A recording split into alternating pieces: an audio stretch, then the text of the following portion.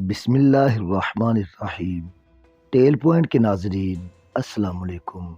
خالد کے سالاروں کو توقع تھی کہ خالد بن ولید یہاں بھی شب خون کی سوچ رہے ہوں گے۔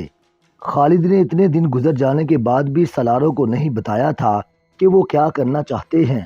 1 مہینہ گزر چکا تھا، فوجیں آمنے سامنے بیٹھی تھیں۔ آخر خالد نے اپنے سالاروں کو مشورے، تجاویز اور احکام کے لیے بلایا۔ خالد نے کہا، میرے رفیقو، شاید تم یہ سوچ رہے ہوگے کہ یہاں بھی شب خون مارا جائے گا، لیکن تم دیکھ رہے ہو کہ یہاں صورتحال شب خون والی نہیں۔ دشمن کی تعداد بہت زیادہ ہے، ہم ہمیشہ قلیل تعداد میں لڑے ہیں، لیکن جہاں ہمارے درمیان دریا حائل ہے، دشمن اس دریا سے فائدہ اٹھا سکتا ہے۔ تم نے دیکھ لیا ہے کہ دشمن اتنی زیادہ تعداد کے باوجود ہم پر حملہ نہیں کر رہا۔ اس سے صاف ظاہر ہوتا ہے کہ وہ احتیاط سے کام لے رہا ہے۔ ہمارے لیے بہتر یہ ہے کہ اس کی احتیاط کو ہم اور طول دیں اور حملے میں پہل نہ کریں۔ میں چاہتا ہوں کہ حملے میں وہ پہل کرے۔ اگر تم کوئی مشورہ دینا چاہو تو میں اس پر غور اور عمل کروں گا۔ تقریباً تمام سالاروں نے متفقہ طور پر کہا کہ ہم پہل نہ کریں اور کوئی ایسی صورت پیدا کریں کہ دشمن دریا عبور کر آئے۔ کچھ دیر سالاروں نے بحث مباحثہ کیا اور ایک تجویز پر متفق ہو گئے اور اسی روز اس پر عمل شروع کر دیا گیا۔ اس کے مطابق کوئی ایک دستہ تیار ہو کر دریا کے ساتھ کسی طرف چل پڑتا۔ دشمن یہ سمجھتا کہ مسلمان کوئی نقل و حرکت کر رہے ہیں، چنانچہ اسی بھی اس کے مطابق کوئی نقل و حرکت یا پیش بندی کرنی پڑتی۔ یہ سلسلہ 15-16 دن چلتا رہا۔ بعض مورخوں نے لکھا ہے کہ رومی مسلمانوں کی ان حرکات سے تنگ آ گئے۔ وہ پہلے مسلمانوں کے خلاف کسی میدان میں نہیں لڑے تھے۔ ان کے سالاروں کے ذہنوں پر یہ بات اسیب کی طرح سوار ہو گئی تھی کہ جس قلیل فوج نے فارسیوں جیسی طاقتور فوج کو ہلنے کے قابل نہیں چھوڑا، وہ فوج کوئی خاص داؤ چلتی ہے جسے ان کے سوا کوئی اور نہیں سمجھ سکتا۔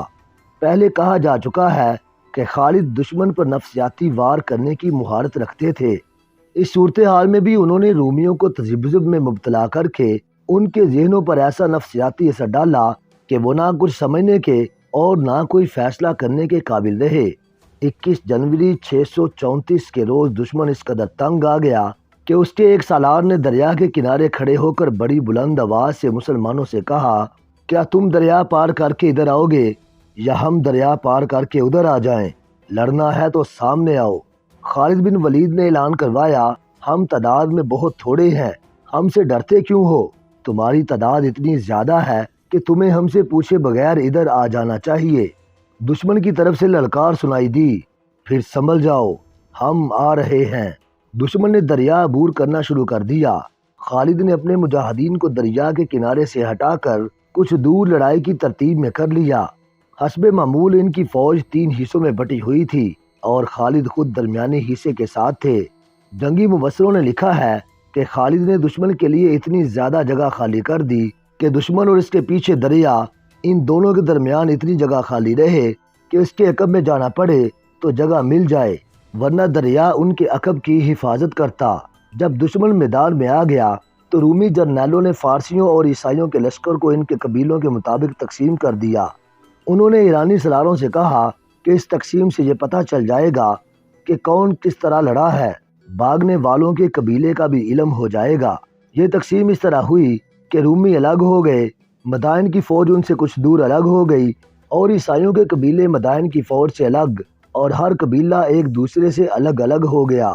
رومی جرنیلوں نے مورخوں کے مطابق یہ تقسیم اس لیے بھی کی تھی کہ مسلمانوں کو بھی اس تقسیم کے مطابق اپنی تقسیم کرنی پڑے گی، جس کے نتیجے میں وہ بکھر جائیں گے اور انہیں آسانی سے شکست دی جا سکے گی۔ خالد نے دشمن کو اس طرح تقسیم ہوتے دیکھ کر اپنے سالاروں کو بلایا اور ان سے کہا، میرے رفیقو، خدا کی قسم، دشمن خود احمق ہے یا ہمیں احمق سمجھتا ہے؟ کیا تم دیکھ نہیں رہے کہ دشمن نے اپنی جمعیت کو کس طرح بکھیر دیا ہے؟ سالار کاکا بن عمر نے کہا، دشمن نے ہمارے لیے مشکل پیدا کر دی ہے ابن ولید، اس کے مطابق ہمیں بھی بکھرنا پڑے گا، پھر ایک ایک کا مقابلہ 10-10 کے ساتھ ہوگا۔ خالد نے کہا، دماغوں کو روشنی دینے والا اللہ ہے، ہم آمنے سامنے کی لڑائی نہیں لڑیں گے۔ سوار دستوں کے سالار سن لیں، فوراً سوار 2 حصوں میں تقسیم ہو کر دشمن کے دائیں اور بائیں چلے جائیں، پیادے بھی ان کے ساتھ رہیں اور دائیں بائیں پہنچ کر عقب میں جانے کی کوشش کریں۔ میں اپنے دستوں کے ساتھ دشمن کے سامنے رہوں گا۔ دشمن پر ہر طرف سے شدید حملہ کر دو۔ دشمن ابھی لڑائی کے لیے تیار نہیں ہوا۔ چاروں طرف سے دشمن پر ایسا حملہ کرو کہ اس کی تقسیم درم برم ہو جائے۔ اللہ کا نام لو اور نکل جاؤ۔ رومی، ایرانی اور عیسائی تقسیم تو ہو گئے تھے، لیکن ابھی لڑائی کے لیے تیار نہیں ہوئے تھے۔ خالد کے اشارے پر مسلمانوں نے ہر طرف سے ان پر حملہ کر دیا۔ دشمن پر جب حملے کے ساتھ ہر طرف سے تیر برسنے لگے تو اس کے بٹے ہوئے حصے اندر کی طرف ہونے لگے اور ہوتے ہوتے وہ ہجوم کی صورت میں یکجا ہو گئے۔ مسلمان سواروں نے تھوڑی سی تعداد میں ہوتے ہوئے اتنے کثیر دشمن کو گھیرے میں لے لیا۔ دشمن کی حالت ایک گنے ہجوم کی سی ہو گئی، جس سے گھوڑوں کے گھومنے پھرنے کے لیے جگہ نہ رہی۔ ایرانی اور عیسائی پہلے ہی مسلمانوں سے ڈرے ہوئے تھے۔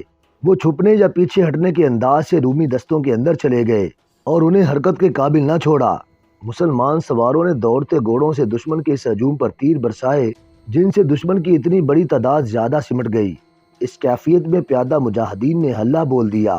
عقب سے حملہ ایک سوار دستے نے کیا۔ خالد نے اپنے تمام دستوں کو ایک ہی بار میں حملے میں نہ جھونک دیا۔ دستے باری باری حملہ کرتے تھے۔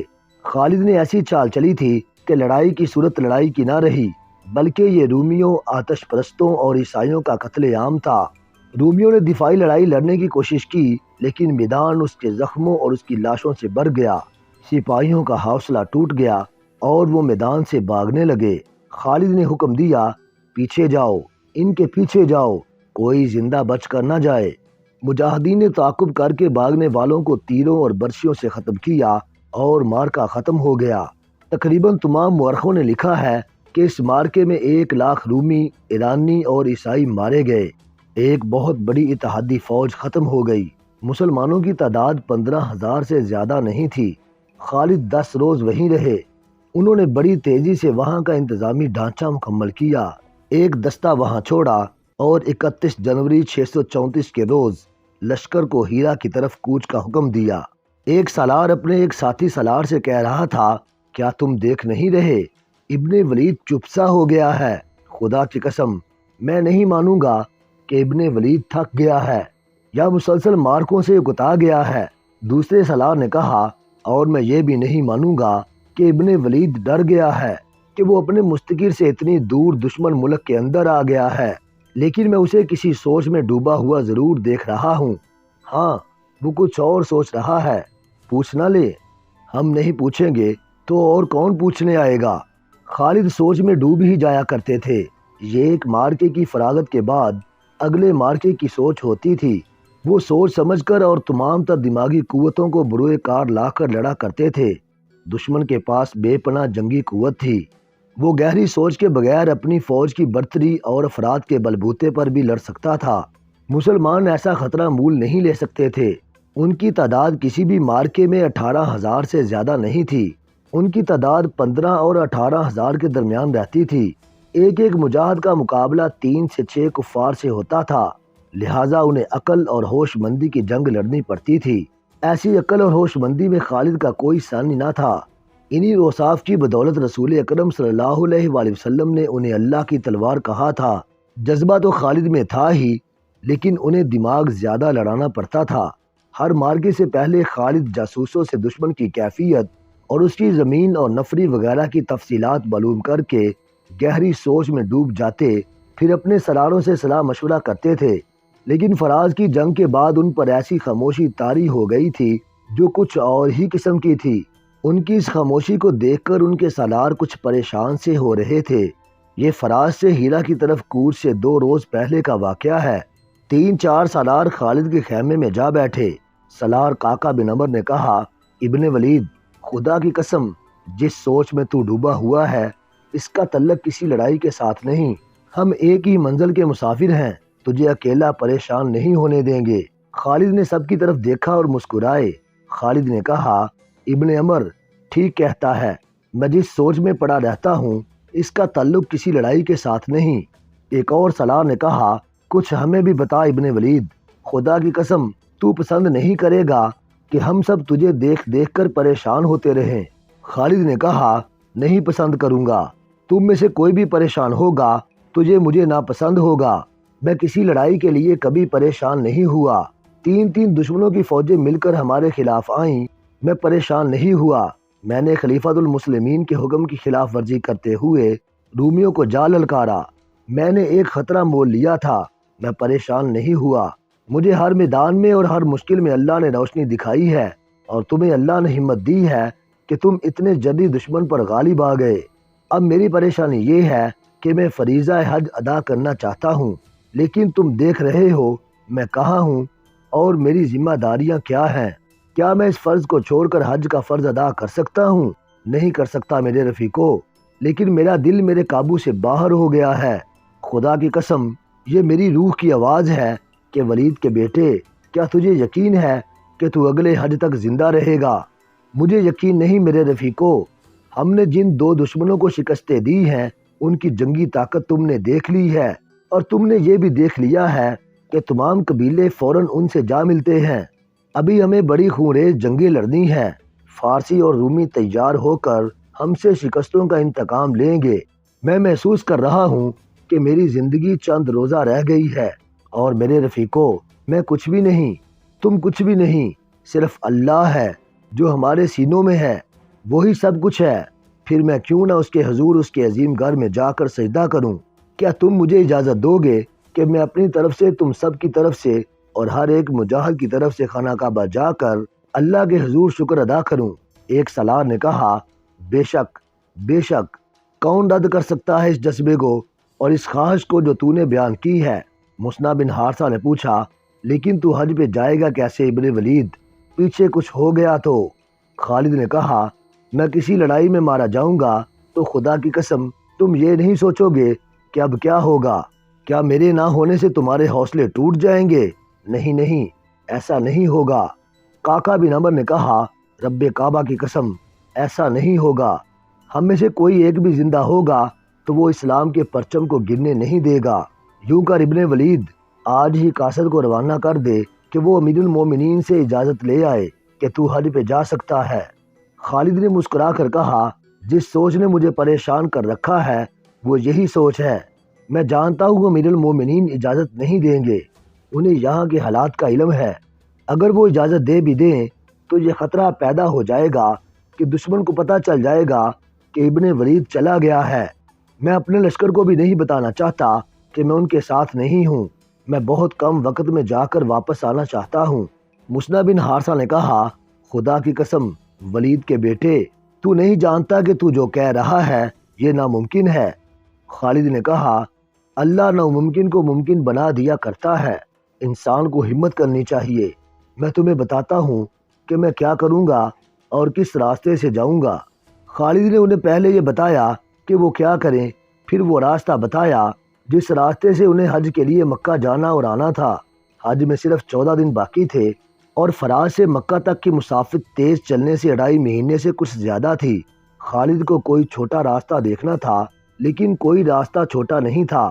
خالد تاجر خاندان کے فرد تھے۔ قبول اسلام سے پہلے خالد نے تجارت کے سلسلے میں بڑے لمبے اور کٹھن سفر کیے تھے۔ وہ ایسے راستوں سے بھی واقف تھے جو عام راستے نہیں تھے، بلکہ وہ راستے کہلاتے ہی نہیں تھے۔ خالد نے اپنے سالاروں کو ایک ایسا ہی راستہ بتایا۔ مسنا بن حارثہ نے کہا، خدا کی قسم ابن ولید، تیرا دماغ خراب نہیں ہوا؟ پھر بھی تو نے ایسی بات کہہ دی ہے جو ٹھیک دماغ والے نہیں کہہ سکتے۔ تو جو راستہ بتا رہا ہے وہ کوئی راستہ نہیں، وہ ایک علاقہ ہے، اور اس علاقے سے صحرا کی ہوائیں بھی ڈر ڈر کر گزرتی ہیں۔ کیا تو مرنے کا کوئی اور طریقہ نہیں جانتا؟ کیا میں اس علاقے سے واقف نہیں؟ جس اللہ نے ہمیں اتنے زبردست دشمنوں پر غالب کیا ہے وہ مجھے اس علاقے سے بھی گزار دے گا۔ خالد نے ایسی مسکراہٹ سے کہا جس میں عزم اور خود اعتمادی تھی، میں یقین سے کہتا ہوں کہ تم مجھے جانے سے نہیں روکو گے، اور میرے اس راز کو اس خیمے سے باہر نہیں جانے دو گے۔ میں یہ راز امیر المومنین سے بھی چھپا کر رکھوں گا۔ ایک سالار نے پوچھا، اگر امیر المومنین بھی حج پر آ گئے تو کیا کرے گا تو؟ خالد نے کہا، میں ان سے اپنا چہرہ چھپا لوں گا۔ تم سب میرے لیے دعا تو ضرور کرو گے۔ میں وعدہ کرتا ہوں کہ میں اس طرح تم سے آ ملوں گا کہ تم کہو گے کہ یہ شخص راستے سے واپس آ گیا ہے۔ زیادہ تر مورخین خصوصاً طبری نے یہ واقعہ بیان کیا ہے کہ خالد نے 12 ہجری کا حج کس طرح کیا۔ ان حالات میں ان کی ٹکر فارس کی شہنشاہی سے تھی، اور انہوں نے روم کی شہنشاہی کے اندر جا کر حملہ کیا تھا۔ یہ خطرہ ہر لمحے موجود تھا کہ یہ دونوں بادشاہیاں مل کر جوابی حملہ کریں گی۔ اس خطرے کے پیش نظر خالد وہاں سے غیر حاضر نہیں ہو سکتے تھے، لیکن حج کا عزم اتنا پکا اور خواہش اتنی شدید تھی کہ اسے وہ دبا نہ سکے۔ پہلے سنایا جا چکا ہے کہ لشکر فراز سے ہیرا کو کوچ کر رہا تھا۔ خالد نے لشکر کو 3 حصوں میں تقسیم کیا۔ ایک حصہ ہراول تھا، دوسرا اس کے پیچھے اور تیسرا حصہ عقب میں تھا۔ خالد نے خاص طور پر اعلان کرایا کہ وہ عقب کے ساتھ ہوں گے۔ لشکر کو ہیرا تک پہنچنے کی کوئی جلدی نہیں تھی۔ تیز کوچ اس صورت میں کیا جاتا تھا جب کہیں حملہ کرنا ہوتا یا جب اطلاع ملتی تھی کہ فلاں جگہ دشمن حملے کی تیاری کر رہا ہے۔ اب ایسی صورت نہیں تھی۔ لشکر کے کوچ کی رفتار تیز نہ کرنے کی ایک وجہ تو یہ تھی، یہ کوچ میدان جنگ کی طرف نہیں بلکہ اپنے مفتوحہ شہر کی طرف ہو رہا تھا۔ دوسری وجہ یہ تھی کہ مجاہدین متواتر لڑائیاں لڑتے اور پیش قدمی کرتے رہے تھے، ان کے جسم شل ہو چکے تھے۔ خالد نے کوچ معمولی رفتار سے کرنے کا حکم ایک اور وجہ سے بھی دیا تھا۔ اس وجہ کا 3 سالاروں اور خالد کے چند ایک ساتھیوں کے سوا کسی کو علم نہ تھا۔ وہ وجہ یہ تھی کہ خالد کو کوچ کے دوران لشکر کے عقبی حصے سے کھسک جانا تھا اور ایک گمنام راستے سے مکہ کو روانہ ہونا تھا۔ لشکر 31 جنوری 634 کے روز چل پڑا۔ تاریخ میں اس مقام کا پتہ نہیں ملتا جہاں لشکر نے پہلا پڑاؤ کیا تھا۔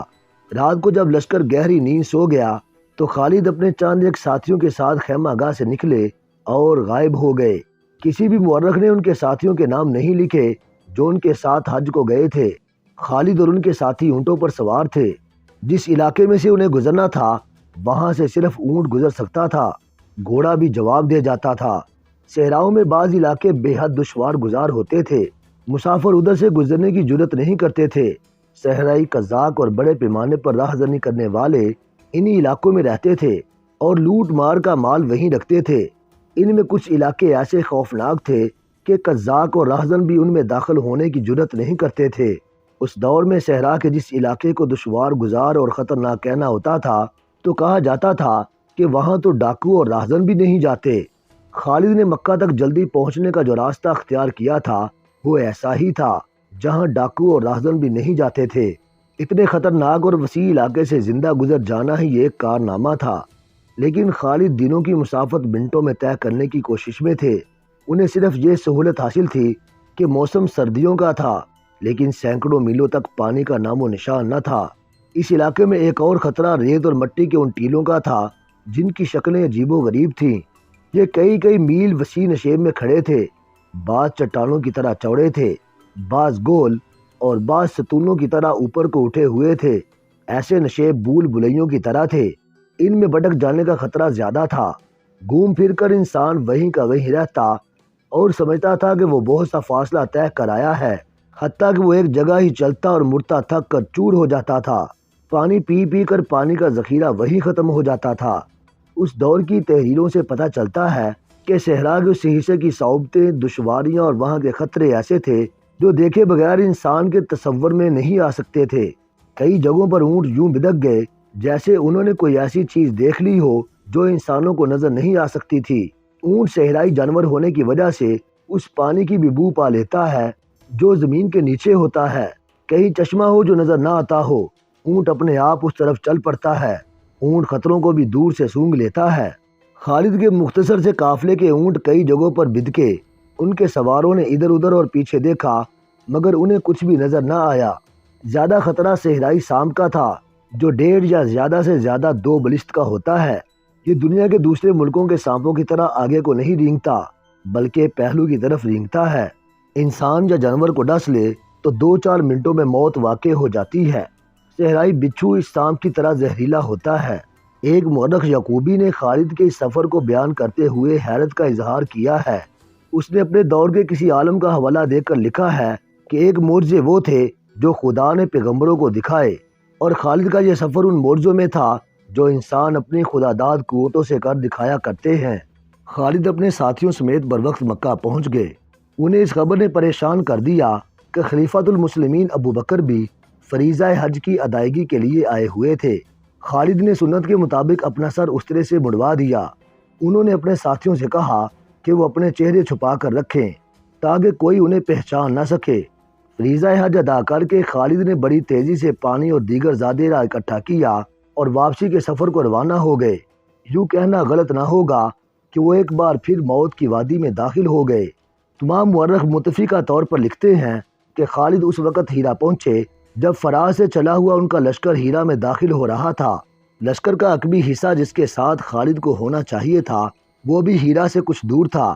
خالد خاموشی سے عقبی حصے سے جا ملے اور ہیرا میں اس انداز سے داخل ہوئے جیسے وہ فراز سے آ رہے ہوں۔